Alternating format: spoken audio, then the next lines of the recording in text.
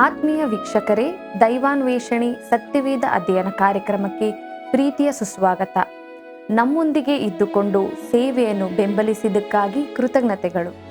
ದೇವರ ವಾಕ್ಯಗಳು ನಮ್ಮನ್ನು ಎಲ್ಲ ರೀತಿಯಲ್ಲಿಯೂ ಎಚ್ಚರಿಸಿ ಬಲಪಡಿಸಿ ನಡೆಸುತ್ತದೆ. ಇಂದು ನಾವು ಆದಿಕಾಂಡ ಪುಸ್ತಕದ 12ನೇ ಅಧ್ಯಾಯದ 10ನೇ ವಚನದಿಂದ ಧ್ಯಾನವನ್ನು ಪ್ರಾರಂಭಿಸಿ, ಅಬ್ರಹಾಮನ ನಂಬಿಕೆಯಲ್ಲಿನ ತಪ್ಪು, ಅಬ್ರಹಾಮನು ಲೋಟನಿಂದ ಬೇರೆಯಾದದ್ದು, ಲೋಟನ ಪ್ರಯಾಣ, ಎಲ್ಲ ವಿಷಯಗಳಲ್ಲಿ ಸತ್ಯವನ್ನು ಆರಿಸಿಕೊಳ್ಳೋಣ. ನಮ್ಮ ಅಧ್ಯಯನವನ್ನು ಪ್ರಾರಂಭಿಸೋಣ.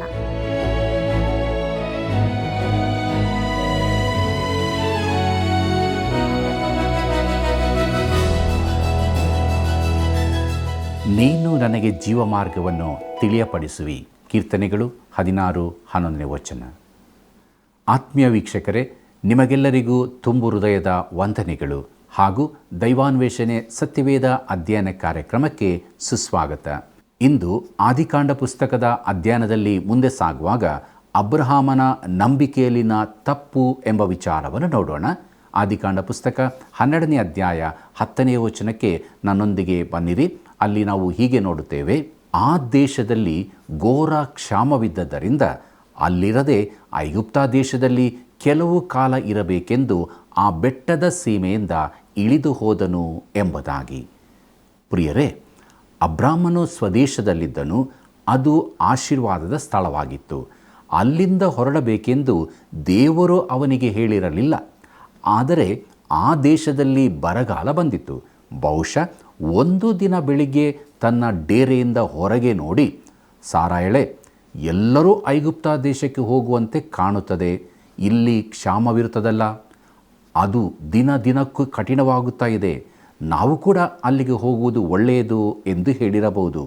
ಆಗ ಸಾರಾಯಳು, ಅಬ್ರಾಮನೇ, ನೀನು ಹೇಳಿದಂತೆ ಆಗಲಿ, ನಾನು ನಿನ್ನ ಪತ್ನಿ, ನಿನ್ನ ಸಂಗಡಲೇ ಬರುವೆನು ಎಂದು ಹೇಳಿರಬೇಕು.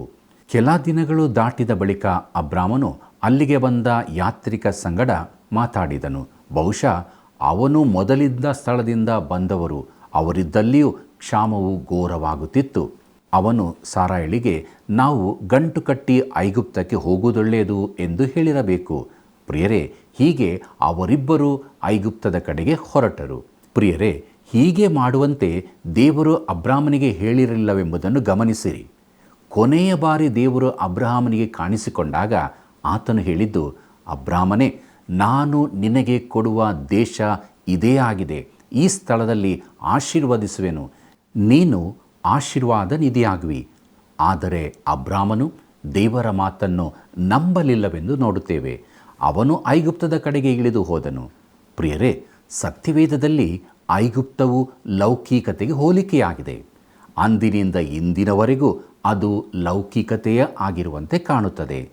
ಒಬ್ಬ ದೈವ ಸೇವಕರು ಹೇಳಿದ್ದಾರೆ, ನಾನು ಆ ಸ್ಥಳವನ್ನು ಸಂದರ್ಶಿಸಿದಾಗಲೂ ಅದು ನನ್ನ ಅಭಿಪ್ರಾಯವಾಗಿತ್ತು.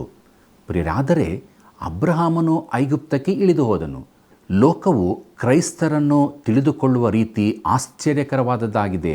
ಅನೇಕರು ಅದಕ್ಕೆ ಸಮರ್ಥನೆಗಳನ್ನು ಕೊಡುತ್ತಾರೆ. ಪ್ರಿಯರೇ, ಲೋಕವು ಕ್ರೈಸ್ತರನ್ನು ಹೇಗೆ ಸೆಳೆದುಕೊಳ್ಳುತ್ತದೆ ಮತ್ತು ಕ್ರೈಸ್ತರು ಹೇಗೆ ತಮ್ಮನ್ನು ಸಮರ್ಥಿಸಿಕೊಳ್ಳುತ್ತಾರೆಂಬುದು ಆಶ್ಚರ್ಯ. ಮುಂದಕ್ಕೆ ನೋಡೋಣ. ಆದಿಕಾಂಡ 12ನೇ ಅಧ್ಯಾಯ 11 ಮತ್ತು 12ನೇ ವಚನಗಳನ್ನು. ಅವನು ಐಗುಪ್ತ ದೇಶದ ಹತ್ತಿರಕ್ಕೆ ಬಂದಾಗ ತನ್ನ ಹೆಂಡತಿಯಾದ ಸಾರಾಯಳಿಗೆ, ಕೇಳು, ನೀನು ಸುಂದರಿ ಎಂದು ನಾನು ಬಲ್ಲೆ. ಐಗುಪ್ತ ದೇಶದವರು ನಿನ್ನನ್ನು ಕಂಡು ಈಕೆಯು ಇವನ ಹೆಂಡತಿ ಎಂದು ನನ್ನನ್ನು ಕೊಂದು ನಿನ್ನನ್ನು ಉಳಿಸಾರು ಎಂಬುದಾಗಿ. ಕರ್ತನಲ್ಲಿ ಪ್ರಿಯರೇ, ಮೃತ ಸಮುದ್ರದ ವಾಯುವ್ಯ ತೀರಗಳಲ್ಲಿನ ಗುಹೆಗಳಲ್ಲಿ ಪುರಾತನ ಗ್ರಂಥ ಸುರುಳಿಗಳು ಸಿಕ್ಕಿದ್ದವೆಂದು ನೀವು ತಿಳಿದಿರಬಹುದು. ಅವನ್ನು ಮೃತ ಸಮುದ್ರದ ಸುರುಳಿಗಳೆಂದು ಕರೆಯುತ್ತಾರೆ. ಅವಿಶ್ವಾಸಿಗಳಾದ ಪಂಡಿತರು ಸತ್ಯವೇದವು ಸುಳ್ಳೆಂದು ಈ ಸುರುಳಿಗಳಿಂದ ಗೊತ್ತಾಗುತ್ತದೆ ಎಂದು ಭಾವಿಸಿದ್ದರು. ಆದರೆ ಅವರು ಈಗ ಮೌನವಾಗಿದ್ದಾರೆಂಬುದನ್ನು ಗಮನಿಸಿದ್ದೀರೋ? ಆ ಸುರುಳಿಗಳಲ್ಲಿ ಸತ್ಯವೇದವು ಸುಳ್ಳೆಂದು ತಿಳಿಸುವ ಯಾವ ಅಂಶಗಳೂ ದೊರೆಯಲಿಲ್ಲ.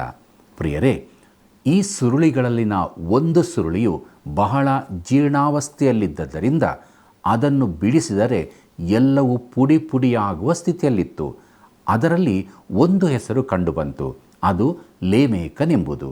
ಅದರಿಂದ ಅದು ಲೇಮೇಕನ ಪುಸ್ತಕದ ಭಾಗವೆಂದು, ಅದು ಅಪೋಕ್ರಿಫ ಗ್ರಂಥ ಭಾಗಕ್ಕೆ ಸೇರಿದ್ದೆಂದು ತೀರ್ಮಾನಿಸಿದರು. ಆದರೆ ಇದು ಪೂರ್ತಿ ಸುಳ್ಳಾಗಿತ್ತು. ಇಸ್ರಾಯೇಲ್ ದೇಶದವರು ಈ ಭಾಗವನ್ನು ಕೊಂಡುಕೊಂಡು ಅದಕ್ಕೆ ತೇವ ಹುಟ್ಟಿಸಿ ನಿಧಾನವಾಗಿ ಅದನ್ನು ತೆರೆದರು. ಈ ಭಾಗದಲ್ಲಿ ಆದಿಕಾಂಡದ 12, 13, 14 ಮತ್ತು 15ನೇ ಅಧ್ಯಾಯಗಳಿದ್ದದನ್ನು ಕಂಡರು. ಅದು ಸತ್ಯವೇದದಲ್ಲಿನ ಮಾತುಗಳಾಗಿರಲಿಲ್ಲ, ಆದರೆ ಆ ಭಾಗದ ವಿವರಣೆಯಂತಿತ್ತು. ಪ್ರಿಯರೇ, 12ನೇ ಅಧ್ಯಾಯದ ಕುರಿತಾದ ನಿರ್ಣಯದಲ್ಲಿ ಸಾರಳ ಸೌಂದರ್ಯದ ವಿಚಾರ ಹೇಳಿದ್ದು ಆಕೆಯ ದೇಹ ಸೌಂದರ್ಯವನ್ನು ವಿವರಿಸಿತ್ತು. ನಾವು ಸತ್ಯವೇದದಲ್ಲಿ ಈಕೆಯ ಕುರಿತಾಗಿ ನೋಡಿದ ಭಾಗಕ್ಕೆ ಇದು ಸಮಾನವಾದದ್ದಾಗಿತ್ತು.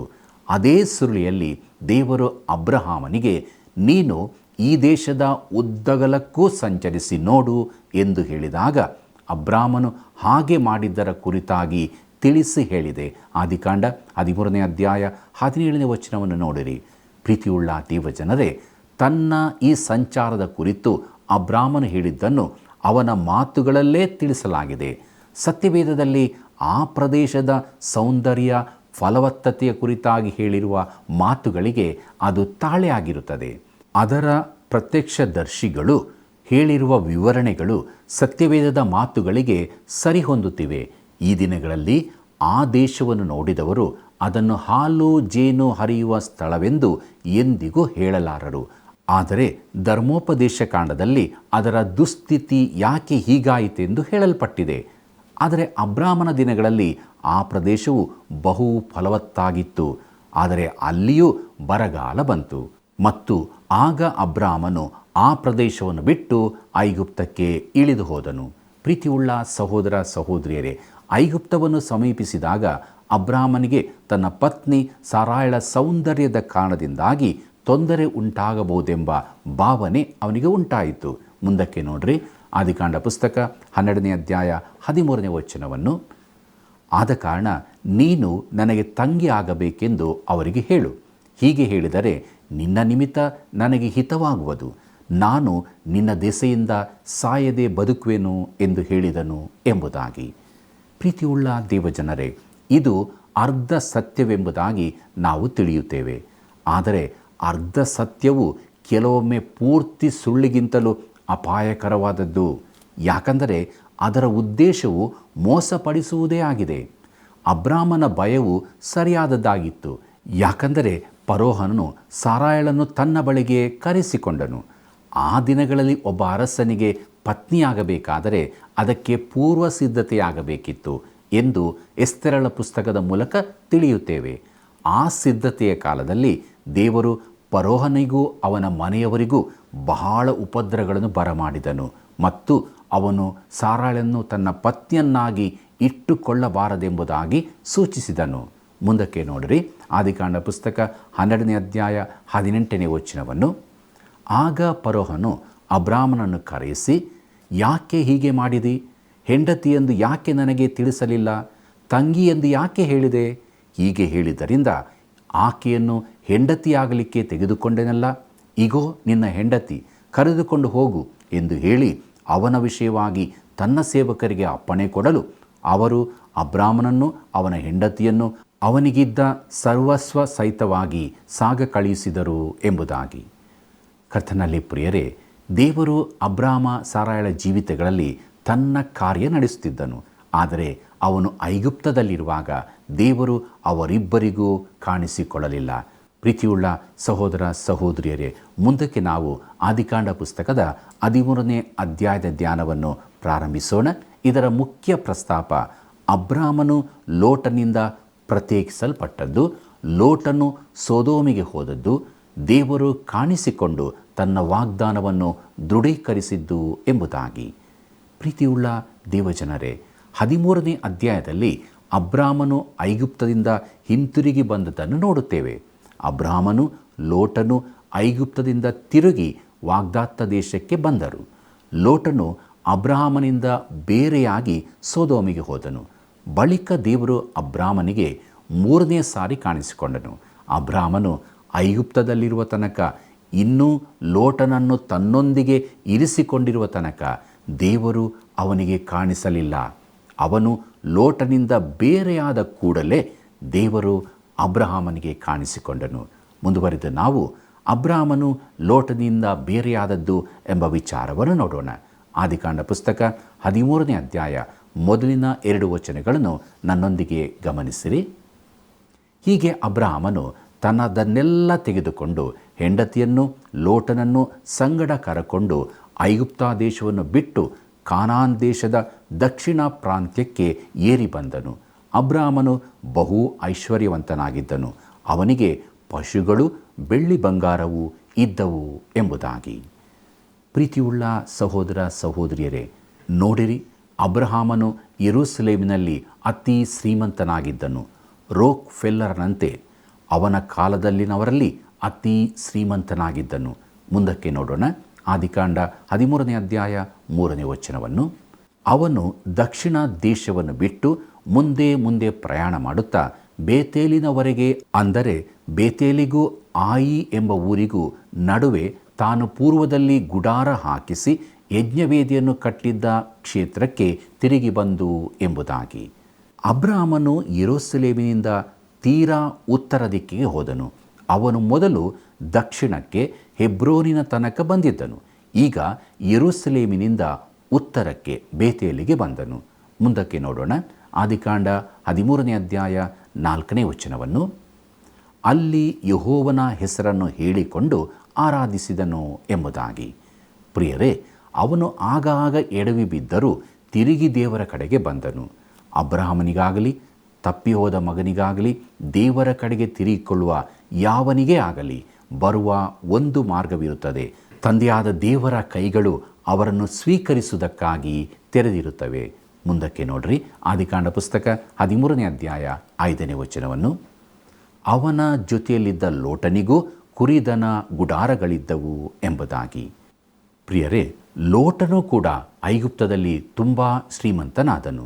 ಆದಿಕಾಂಡ ಪುಸ್ತಕ 13ನೇ ಅಧ್ಯಾಯ 6 ಮತ್ತು 7ನೇ ವಚನಗಳನ್ನು ನನ್ನೊಂದಿಗೆ ಗಮನಿಸಿರಿ. ಆ ಸ್ಥಳವು ಅವರಿಬ್ಬರ ಜೀವನಕ್ಕೆ ಸಾಲದೇ ಹೋಯಿತು. ಅವರಿಬ್ಬರ ಆಸ್ತಿ ಬಹಳವಾದದ್ದರಿಂದ ಒಂದೇ ಸ್ಥಳದಲ್ಲಿ ವಾಸವಾಗಿರುವುದು ಅಸಾಧ್ಯವಾಯಿತು.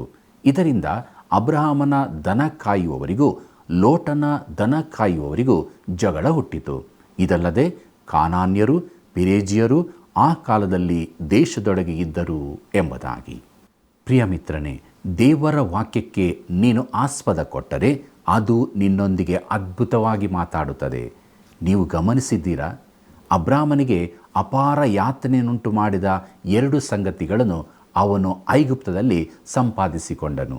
ಮೊದಲನೆಯದು ಅಪಾರ ಆಸ್ತಿ, ಎರಡನೆಯದು ಹಾಗರಳೆಂಬ ಐಗುಪ್ತದ ದಾಸಿ. ಪ್ರಿಯರೇ, ಆಕೆಯ ಕುರಿತು ಮುಂದಕ್ಕೆ ನೋಡೋಣ. ಆದರೆ ಅವನಲ್ಲಿದ್ದ ಐಶ್ವರ್ಯದಿಂದಾಗಿ ಅವನೂ ಲೋಟನು ಬೇರೆ ಬೇರೆಯಾಗಬೇಕಾಯಿತು. ಅವರೊಳಗೆ ಜಗಳಗಳು ಉಂಟಾದವು. ಪ್ರಿಯರೇ, ಈ ಮಾತನ್ನು ಗಮನಿಸಿದ್ದೀರೋ? ಏನೆಂದರೆ, ಅಂದರೆ ಕಾನಾನ್ಯರು, ಪೆರೇಜಿಯರು ಆ ಕಾಲದಲ್ಲಿ ದೇಶದೊಳಗೆ ಇದ್ದರು. ಅಬ್ರಹಾಮನ ದನ ಕಾಯುವವರಿಗೂ ಲೋಟನ ದನ ಕಾಯುವವರಿಗೂ ಜಗಳ ಹುಟ್ಟಿತು ಎಂಬುದೇ. ಈ ವಿರಸವು ಅಬ್ರಹಾಮ ಲೋಟರೊಳಗೆ ಉಂಟಾಯಿತು. ಆಗ ಕಾನಾನ್ಯರು ಬಹುಶಃ ಪೆರೇಜಿಯರಿಗೆ, ಅವರನ್ನು ನೋಡಿರಿ, ತಿರುಗಿ ಜಗಳ ಮಾಡುತ್ತಿದ್ದಾರೆ.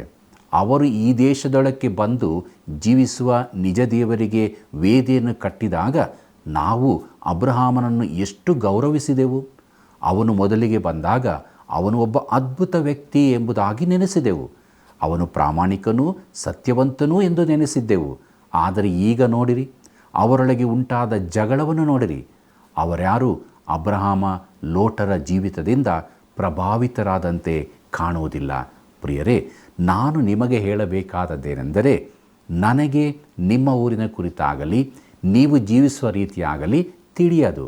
ಆದರೆ ಎಲ್ಲ ಪಟ್ಟಣಗಳಂತೆಯೂ ನಾನು ವಾಸಿಸಿದ್ದ ಕೆಲವು ಊರುಗಳಂತೆಯೂ ಇರಬಹುದು. ಸಭೆಯ ಒಳಗಡೆ ಬೋಧನಾ ವ್ಯತ್ಯಾಸ ಭೇದಗಳಿರಬಹುದು. ಈ ರೀತಿಯ ಆಂತರಿಕ ಒಳ ಜಗಳಗಳು ಹೊರಗಿನ ಅವಿಶ್ವಾಸಿಗಳ ಗಮನಕ್ಕೆ ಬರುತ್ತವೆ.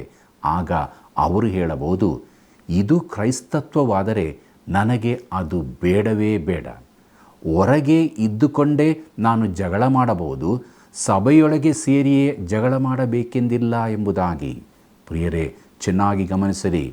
ಕರ್ತನಾದ ಯೇಸು ತನ್ನವರಿಗಾಗಲಿ ಸಭೆಗಾಗಲಿ ನೀವು ಮೂಲಭೂತವಾದಿಗಳಾಗಿದ್ದು ಸಭೆಯಾಗಿ ಕಟ್ಟಿಕೊಳ್ಳಬೇಕು ಎಂದು ಹೇಳಿರುವುದಿಲ್ಲ. ಆತನು ಹೇಳಿದ್ದು, ನಿಮ್ಮೊಳಗೆ ಒಬ್ಬರ ಮೇಲೊಬ್ಬರಿಗೆ ಪ್ರೀತಿ ಇದ್ದರೆ ಎಲ್ಲರೂ ನಿಮ್ಮನ್ನು ನನ್ನ ಶಿಷ್ಯರೆಂದು ತಿಳಿದುಕೊಳ್ಳುವರು ಎಂಬುದಾಗಿ. ಯೋಹಾನ ಬರೆದ ಸುವಾರ್ತೆ 13ನೇ ಅಧ್ಯಾಯ 35ನೇ ವಚನದಲ್ಲಿ ಇದನ್ನು ನಾವು ಓದುತ್ತೇವೆ. ಕರ್ತನಲ್ಲಿ ಪ್ರಿಯರೇ, ನಮ್ಮ ಸುತ್ತಲಿನ ಕಾನಾನ್ಯರಿಗೂ ಪೆರೇಜ್ಯರಿಗೂ ನಿಮ್ಮೊಳಗೆ ಸಭೆಯ ಆಂತರಿಕ ಜಗಳ ಯಾವಾಗ ಉಂಟಾಗುತ್ತದೆ ಎಂಬುದು ತಿಳಿಯುತ್ತದೆ. ಆದುದರಿಂದ ಎಚ್ಚರವಾಗಿರೋಣ, ಕ್ರಿಸ್ತ ನಂಬಿಕೆಯನ್ನು ಯಾವಾಗಲೂ ಕಾಪಾಡಿಕೊಳ್ಳೋಣ. ಪ್ರೀತಿಯುಳ್ಳ ದೇವಜನರೇ, ದೇವಸೇವಕರೊಬ್ಬರು ಹೀಗೆ ಹೇಳುತ್ತಾರೆ, ಏನೆಂದರೆ, ನನ್ನ ಮಾವನವರೊಬ್ಬರು ಕರ್ತನನ್ನು ಅಂಗೀಕರಿಸದೇ ಇದ್ದರು. ನನ್ನ ಅತ್ತೆಯವರು ಕಣ್ಣೀರಿನಿಂದ ಹೇಳುತ್ತಿದ್ದರು, ಅವರು ನನ್ನ ಮಾತನ್ನು ಕೇಳುತ್ತಿಲ್ಲ. ಯಾಕೆ ಗೊತ್ತೋ? ಆಕೆಯ ತಂಗಿ ಆಕೆಯೊಡನೆ ವಾಸಿಸುತ್ತಿದ್ದಳು. ಕೆಲವೊಮ್ಮೆ ಭಾನುವಾರ ಸಂಜೆ ನಾನು ಅವರ ಮನೆಗೆ ಊಟಕ್ಕೆ ಹೋಗುತ್ತಿದ್ದೆ. ಊಟಕ್ಕೆ ಏನು ಇರುತ್ತಿತ್ತು ಗೊತ್ತೋ? ಪ್ರಸಂಗಿಗಳ ಟೀಕೆ. ಅವರಲ್ಲಿ ಒಬ್ಬರು ಮೆಥೋಡಿಸ್ಟ್ ಸಭೆಗೂ ಇನ್ನೊಬ್ಬರು ಪ್ರೆಸ್ಬಿಟೇರಿಯನ್ ಸಭೆಗೂ ಹೋಗುತ್ತಿದ್ದರು. ಅವರಿಬ್ಬರು ತಮ್ಮ ತಮ್ಮ ಸಭೆ, ಬೋಧನೆ, ಪ್ರಸಂಗಿಗಳ ಕುರಿತು ಕೊಚ್ಚಿಕೊಳ್ಳುತ್ತಿದ್ದರು. ಹೀಗೆ ಚರ್ಚೆ, ವಾಗ್ವಾದ ನಡೆಯುತ್ತಲೇ ಇರುತ್ತಿತ್ತು. ಆಗ ನಾನು ಮಾವನವರನ್ನು ಗಮನಿಸುತ್ತಿದ್ದೆ. ಅವರು ಸುಮ್ಮನೆ ಕುಳಿತು ಊಟ ಮಾಡುತ್ತಿದ್ದರು. ಊಟ ಮುಗಿಸಿದ ಬಳಿಕ ಕ್ಲಬ್ಬಿಗೆ ಹೋಗುತ್ತಿದ್ದರು. ಅವರು ತಿರುಗಿ ಮನೆಗೆ ಬರುವಾಗ ಕುಡಿದು ಮತ್ತರಾಗುತ್ತಿರಲಿಲ್ಲ, ಸ್ವಲ್ಪ ಮದ್ಯ ಸೇವಿಸುತ್ತಿದ್ದರು. ಯಾರೂ ಅವರನ್ನು ಕ್ರಿಸ್ತನ ಬಳಿಗೆ ನಡೆಸಲಾಗಲಿಲ್ಲ. ಸಭೆಯೊಳಗಿನ ಜಗಳಗಳಿಂದಾಗಿ ಈ ದಿನಗಳಲ್ಲಿ ಅನೇಕರು ಕ್ರಿಸ್ತನ ಬಳಿಗೆ ನಡೆಸಲ್ಪಡುತ್ತಿಲ್ಲ. ಪ್ರಿಯರೇ, ಇಲ್ಲಿನ ಪರಿಸ್ಥಿತಿ ಕೂಡ ಆಸಕ್ತಿಕರವಾಗಿದೆ. ಕಾನಾನ್ಯರು, ಪೆರೇಜಿಯರು ದೇಶದೊಳಗೆ ಇದ್ದರು. ನಮ್ಮ ಸಭೆಯ ಸುತ್ತಲೂ ಇಂಥವರಿದ್ದಾರೆ ಅಲ್ಲವೇ? ಪ್ರೀತಿಯುಳ್ಳ ಸಹೋದರ ಸಹೋದರಿಯರೇ, ಮುಂದಕ್ಕೆ ನಾವು ಆದಿಕಾಂಡ ಪುಸ್ತಕ 13ನೇ ಅಧ್ಯಾಯ 8 ಮತ್ತು 9ನೇ ವಚನವನ್ನು ಗಮನಿಸೋಣ. ಹೀಗಿರಲು ಅಬ್ರಾಮನು ಲೋಟನಿಗೆ, ನನಗೂ ನಿನಗೂ ನನ್ನ ದನ ಕಾಯುವವರಿಗೂ ನಿನ್ನ ದನ ಕಾಯುವವರಿಗೂ ಜಗಳವಿರಬಾರದು. ನಾವು ಸಹೋದರರಲ್ಲವೇ? ದೇಶವೆಲ್ಲ ನಿನ್ನೆದುರಿಗಿದೆ. ದಯವಿಟ್ಟು ನನ್ನನ್ನು ಬಿಟ್ಟು ಪ್ರತ್ಯೇಕ ಹೋಗು. ನೀನು ಎಡಗಡೆಗೆ ಹೋದರೆ ನಾನು ಬಲಗಡೆಗೆ ಹೋಗುವೆನು, ನೀನು ಬಲಗಡೆಗೆ ಹೋದರೆ ನಾನು ಎಡಗಡೆಗೆ ಹೋಗುವೆನು ಎಂದು ಹೇಳಿದನು ಎಂಬುದಾಗಿ. ಪ್ರಿಯರೇ, ಬೇರ್ಪಡಿಸುವಿಕೆಯನ್ನು ಅಬ್ರಹಾಮನೇ ಮಾಡಿದನು. ಲೋಟನಿಗೆ ಅವನಿಗಿಂತ ಹಿರಿಯನಾದ ಅಬ್ರಹಾಮನು ಇದನ್ನು ಹೇಳಬೇಕಾಯಿತು. ಲೋಟನು ತನಗೆ ಬೇಕಾದದನ್ನು ಆರಿಸಲಿ, ಉಳಿದದನ್ನು ತಾನು ತೆಗೆದುಕೊಳ್ಳುತ್ತೇನೆಂದು ಅಬ್ರಹಾಮನು ಹೇಳಿದನು. ಮುಂದಕ್ಕೆ ನಾವು ಲೋಟನು ಸೊದೋಮಿಗೆ ಹೋದದ್ದು ಎಂಬ ವಿಚಾರವನ್ನು ನೋಡೋಣ. ಆದಿಕಾಂಡ ಪುಸ್ತಕ 13ನೇ ಅಧ್ಯಾಯ 10ನೇ ವಚನವನ್ನು ಗಮನಿಸಿರಿ. ಲೋಟನು ಕಣ್ಣೆತ್ತಿ ನೋಡಲಾಗಿ ಯೋರ್ದಾನ್ ಹೊಳೆಯ ಸುತ್ತಲಿನ ಪ್ರದೇಶವು ಚೆಗರೂರಿನ ತನಕ ಎಲ್ಲ ಕಡೆ ನೀರಾವರಿಯ ಸ್ಥಳವೆಂದು ತಿಳುಕೊಂಡನು. ಯೆಹೋವನು ಸೊದೋಮ್ ಗೋಮರ ಪಟ್ಟಣಗಳನ್ನು ನಾಶ ಮಾಡುವುದಕ್ಕಿಂತ ಮುಂಚೆ ಆ ಸೀಮೆಯು ಯೆಹೋವನ ವನದಂತೆಯೂ ಐಗುಪ್ತ ದೇಶದಂತೆಯೂ ನೀರಾವರಿಯಾಗಿತ್ತು ಎಂಬುದಾಗಿ. ಪ್ರಿಯರೇ, ಆ ದಿನಗಳಲ್ಲಿ ಅದು ಸುಂದರ ಪ್ರದೇಶವಾಗಿತ್ತು. ಮುಂದಕ್ಕೆ ನೋಡೋಣ. ಆದಿಕಾಂಡ ಪುಸ್ತಕ 13ನೇ ಅಧ್ಯಾಯ 11 ಮತ್ತು 12ನೇ ವಚನವನ್ನು. ಆದದರಿಂದ ಲೋಟನು ಯೋರ್ದಾನ್ ಹೊಳೆಯ ಸುತ್ತಣ ಪ್ರದೇಶವನ್ನು ಆದುಕೊಂಡು ಮೂಡನ ಕಡೆಗೆ ಹೊರಟನು. ಹೀಗೆ ಅವರಿಬ್ಬರು ಪ್ರತ್ಯೇಕವಾದರು. ಅಬ್ರಹಾಮನು ಕಾನಾನ್ ದೇಶದಲ್ಲಿ ವಾಸ ಮಾಡಿದನು. ಲೋಟನು ಯೋರ್ದಾನ್ ಹೊಳೆಯ ಸುತ್ತಣ ಊರುಗಳಲ್ಲಿ ಗುಡಾರ ಹಾಕಿಸಿ ವಸತಿ ಮಾಡುತ್ತಾ ಸೊದೋಮಿಗೆ ಬಂದನು ಎಂಬುದಾಗಿ. ಕರ್ತನಲ್ಲಿ ಪ್ರಿಯರೇ, ಇದು ಆಸಕ್ತಿಕರವಾಗಿದೆ. ಲೋಟನು ಅಬ್ರಹಾಮನ ಜೊತೆಯಲ್ಲಿ ವಾಸ ಮಾಡುತ್ತಿದ್ದ ಕಾಲವೆಲ್ಲ ರಾತ್ರಿ ಹೊತ್ತು ತನ್ನ ಡೇರೆಯನ್ನು ತೆರೆದು ಹೊರಗೆ ನೋಡುತ್ತಾ ತನ್ನ ಪತ್ನಿಗೆ, ಆ ಪ್ರದೇಶ ಎಷ್ಟು ಸುಂದರವಾಗಿದೆಯಲ್ಲವೇ ಎಂದು ಹೇಳಿರಬಹುದು. ದೂರದ ಬೆಟ್ಟ ಯಾವಾಗಲೂ ನುಣ್ಣಗೆಯೇ. ಲೋಟನು ಅಗಲುವ ತೀರ್ಮಾನ ತೆಗೆದುಕೊಳ್ಳಬೇಕಾದಾಗ ಅವನು ಆ ದಿಕ್ಕಿನ ಕಡೆಗೆ ಹೋದನು. ಯಾರೂ ಕೂಡ ಪಕ್ಕನೆ ಆಕರ್ಷಣೆಗೆ ಬೀಳುವುದಿಲ್ಲ.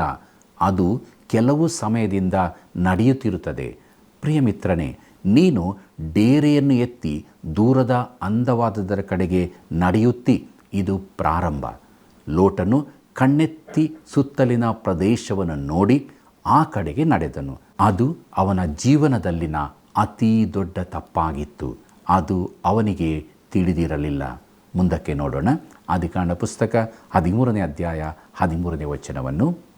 ಆದರೆ ಸೊದೋಮ್ ಪಟ್ಟಣದವರು ದುಷ್ಟರು, ಯೆಹೋವನಿಗೆ ಮಹಾಪರಾಧಿಗಳು ಆಗಿದ್ದರು ಎಂಬುದಾಗಿ. ಪ್ರಿಯರೇ, ಲೋಟನಿಗೂ ಅವನ ಹೆಂಡತಿಗೂ ಸೊದೋಮಿನಲ್ಲಿ ಏನಾಯಿತು ಎಂದು ನಾವು ಮುಂದಕ್ಕೆ ನೋಡಲಿದ್ದೇವೆ.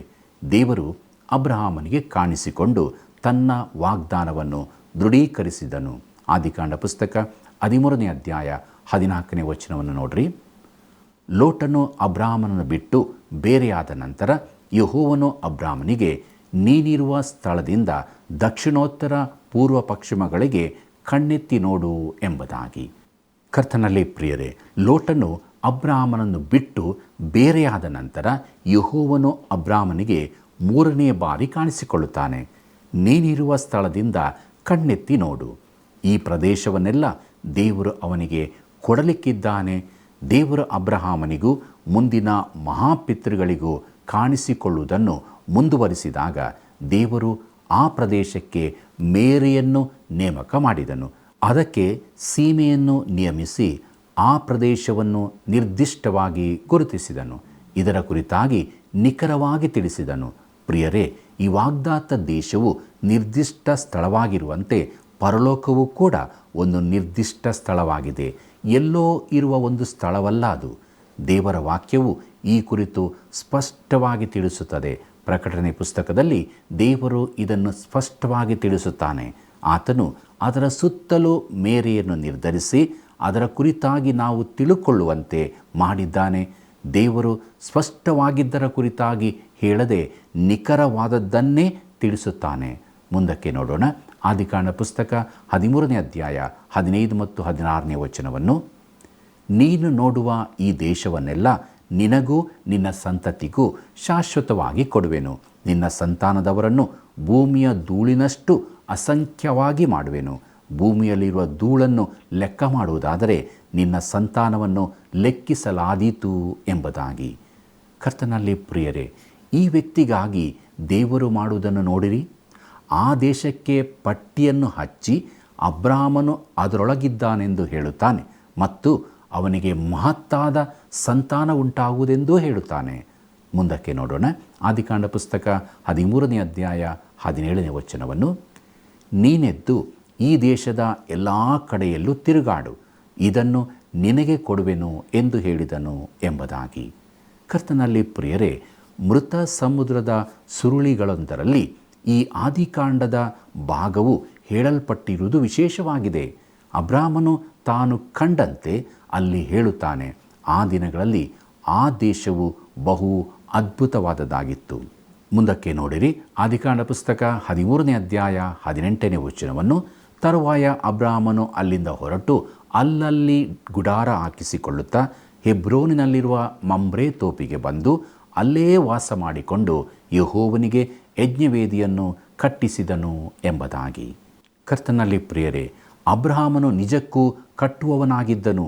ಅವನು ಹೋದಲ್ಲೆಲ್ಲ ಸಾಕ್ಷಿಗಾಗಿ ಯಜ್ಞವೇದಿ ಕಟ್ಟಿಸುತ್ತಿದ್ದರಿಂದ ಅವನು ಎಲ್ಲೆಲ್ಲ ಹೋಗಿದ್ದಾನೆಂದು ಹೇಳಬಹುದಿತ್ತು. ಮಾನವನು ಚಂದ್ರನ ಮೇಲೂ ಕಾಲಿಸಿದ್ದಾನೆ. ಅಲ್ಲಿ ಒಂದು ಧ್ವಜವನ್ನು ನೆಟ್ಟು ನಾವು ಶಾಂತಿಯಿಂದ ಬಂದಿದ್ದೇವೆ ಎಂಬ ಮಾತನ್ನು ಬಿಟ್ಟಿದ್ದಾರೆ. ಆದರೆ ಅಲ್ಲಿ ಸತ್ಯವೇದವನ್ನು ಬಿಟ್ಟು ಬರಲಿಲ್ಲ. ಈಗಿನ ಜನಾಂಗದ ಯೋಚನೆಗೂ ಅಬ್ರಾಮನ ಯೋಚನೆಗೂ ಇರುವ ವ್ಯತ್ಯಾಸ ಇದೆ. ಅಬ್ರಾಮನಿಗೆ ಮುಖ್ಯವಾದದ್ದು ದೇವರ ಯಜ್ಞವೇದಿ. ಅದನ್ನೇ ಅವನು ಕಟ್ಟಿದನು. ವೇದಿ ಎಂಬುದರ ಮೂಲ ಅರ್ಥ ಸಂಪತ್ತು, ಅನ್ಯೋನ್ಯತೆ ಎಂದು ಆಗಿರುತ್ತದೆ. ಅದು ವಾಸ ಮಾಡಲು ಅದ್ಭುತವಾದ ಸ್ಥಳವಾಗಿದೆ. ಅಬ್ರಹಾಮನು ನೆಲೆನಿಂತ ವೃಕ್ಷವು, ಬಾವಿಯು ಈಗಲೂ ಆ ದೇಶದಲ್ಲಿದೆ. ಅದು ಹೆಬ್ರೋನಿಗೂ ಮಮ್ರೆಗೂ ನಡುವಣ ಒಳ್ಳೆಯ ಸ್ಥಳವಾಗಿದೆ. ಸಮೃದ್ಧಿ ಹಾಗೂ ದೇವರ ಅನ್ಯೋನ್ಯತೆಯಲ್ಲಿ ಜೀವಿಸುವುದು ಅದ್ಭುತವಾದ ಅನುಭವವಾಗಿರುತ್ತದೆ. ಕರ್ತನಲ್ಲಿ ಪ್ರಿಯರೇ, ಇದು ಅಬ್ರಾಮನ ಮನೆಯಾಗಿತ್ತು. ಅವನ ಸಮಾಧಿ ಕೂಡ ಅಲ್ಲೇ ಆಗಿತ್ತು. ಪ್ರೀತಿಯುಳ್ಳ ದೇವಜನರೇ, ದೇವರ ವಾಕ್ಯವನ್ನು ನಾವು ಕೇಳಿಸಿಕೊಂಡಿದ್ದೇವೆ. ದೇವರಾಕ್ಯ ನಮ್ಮ ಸಂಗಡ ಮಾತನಾಡಿದೆ. ನಾವು ಇಹಲೋಕದ ವಿಚಾರಗಳನ್ನೇ ಆತುಕೊಂಡು ಜೀವಿಸುವುದಾದರೆ ನಾವು ಒಂದು ದಿವಸ ದೇವರಿಂದ ದೂರವಾಗಿ ಹೋಗುತ್ತೇವೆ. ಆದ್ದರಿಂದ ದೃಢಚಿತ್ತದಿಂದ ಮನಸ್ಸನ್ನು ದೃಢ ಮಾಡಿಕೊಂಡು ಯೇಸು ಕ್ರಿಸ್ತನನ್ನೇ ಹಿಂಬಾಲಿಸುತ್ತಾ ನಿತ್ಯ ಜೀವದ ನಿರೀಕ್ಷೆಯಲ್ಲಿ ಜೀವಿಸೋಣ. ಹೀಗಾಗುವುದಕ್ಕಾಗಿ ದೇವರು ತಾನೇ ಸಹಾಯ ಮಾಡಿ ನಡೆಸಲಿ. ಪ್ರಾರ್ಥನೆ ಮಾಡೋಣ. ಕೃಪಾಳು ದೇವರೇ, ನಿನ್ನ ವಾಕ್ಯದ ಮೂಲಕವಾಗಿ ನಮ್ಮ ಸಂಗಡ ಮಾತನಾಡಿದ್ದಿ. ನಾವು ದಿನೇ ದಿನೇ ಬಲದಿಂದ ಬಲಕ್ಕೆ ಸಾಗುವುದಕ್ಕೆ ನಮಗೆ ಸಹಾಯ ಮಾಡು. ನಮ್ಮಲ್ಲಿ ನೀನು ಮೆಚ್ಚದೇ ಇರುವಂಥ ಸ್ವಭಾವಗಳನ್ನು ತೆಗೆದುಹಾಕು. ತಂದೆಯಾದ ದೇವರೇ, ನಮ್ಮೆಲ್ಲ ವೀಕ್ಷಕ ಬಾಂಧವರ ಜೀವಿತಗಳಲ್ಲಿ ನಿನ್ನ ಚಿತ್ತವೇ ನೆರವೇರಲಿ. ಅವರಿರುವಂಥ ಸ್ಥಳದಲ್ಲಿ ನಿನ್ನ ಬಳಿಗೆ ಬಂದು ಪ್ರಾರ್ಥಿಸುವಾಗ ಅವರ ಭಿನ್ನ ಪ್ರಾರ್ಥನೆಗಳನ್ನು ಆಲಿಸು, ಸದುತ್ತರವನ್ನು ಕೊಟ್ಟು ಸಮಾಧಾನದ ಜೀವಿತದಲ್ಲಿ ನಿನ್ನ ಐಕ್ಯತೆ ಅನ್ಯೋನ್ಯತೆಯಲ್ಲಿ ನಡೆಯುವಂಥ ಜೀವಿತದಲ್ಲಿ ಮುನ್ನಡೆಯುವುದಕ್ಕೆ ಸಹಾಯ ಮಾಡು. ಯೇಸುವಿನ ನಾಮದಲ್ಲಿ ಬೇಡಿದ್ದೇವೆ ತಂದೆಯೇ, ಆಮೆನ್.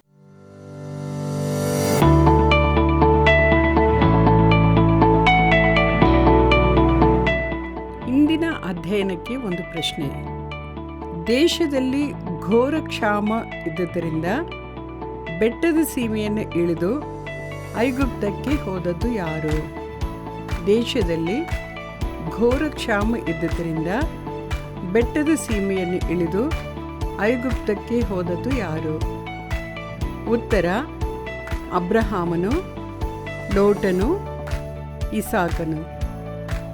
ಸರಿಯಾದ ಉತ್ತರವನ್ನು ಆಯ್ಕೆ ಮಾಡಿ ಈಗ ಹೇಳುವ ವಾಟ್ಸಪ್ ಸಂಖ್ಯೆಗೆ ಕಳುಹಿಸಿರಿ.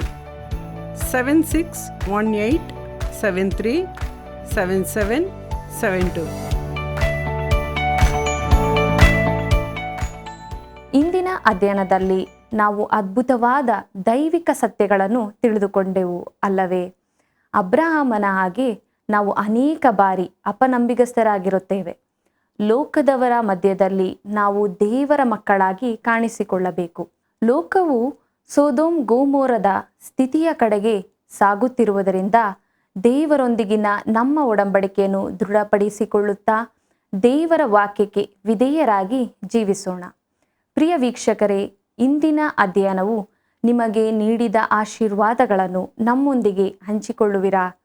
ತಪ್ಪದೇ ಕರೆ ಮಾಡಿರಿ, ಸೇವೆಯನ್ನು ಬೆಂಬಲಿಸಿರಿ. ದೇವರ ಕೃಪೆಯು ಸದಾ ನಿಮ್ಮ ಸಂಗಡ ಇರಲಿ.